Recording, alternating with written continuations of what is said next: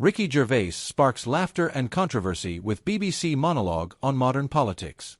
Comedian Ricky Gervais once again proved why he's one of the most talked-about entertainers in Britain after a recent BBC appearance where he tackled hot-button issues like political correctness, identity politics, and the current state of UK leadership. Known for his unapologetic humor and willingness to skewer both sides of the political spectrum, Gervais delivered a monologue that was as thought-provoking as it was hilarious, leaving the audience in stitches and the internet buzzing. But it was a surprise mention of Labour leader Keir Starmer that drew the biggest reaction of the night, setting off a wave of discussion both online and in political circles.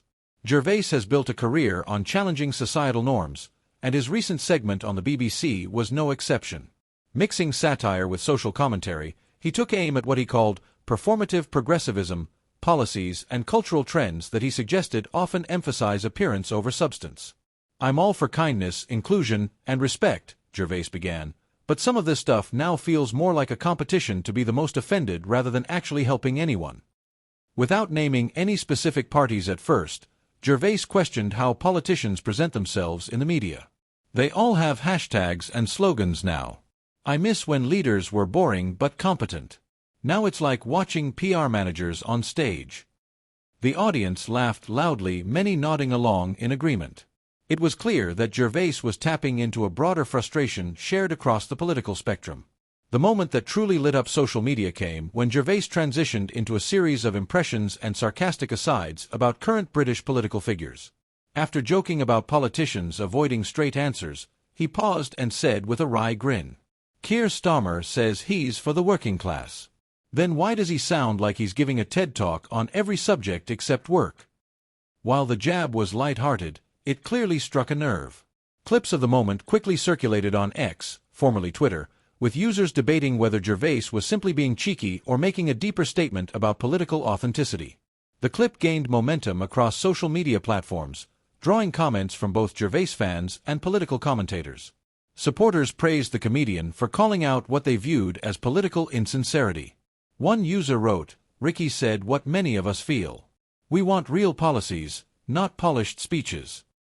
Others, however, felt the joke was an oversimplification, noting that Gervais isn't a political expert but a comedian known for pushing buttons. Labour officials did not issue a formal response, but insiders noted that Gervais' name-check of Starmer, especially on a widely viewed public platform, could have both risks and rewards.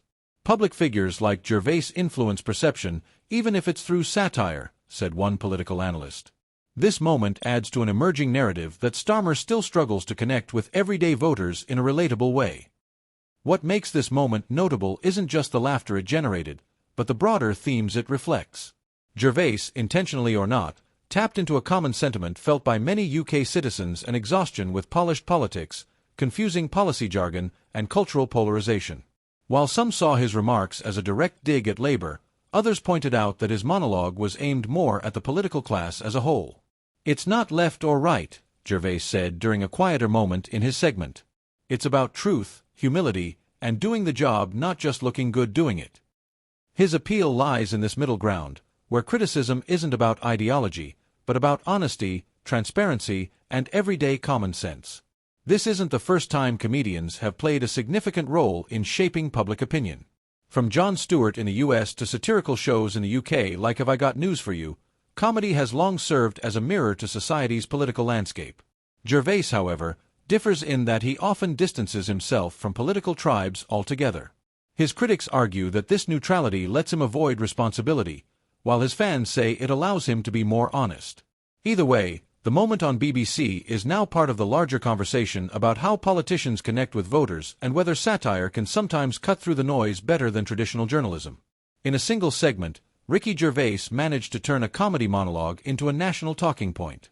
Whether you found it hilarious, insightful, or controversial, the reaction it sparked proves just how closely intertwined entertainment and politics have become.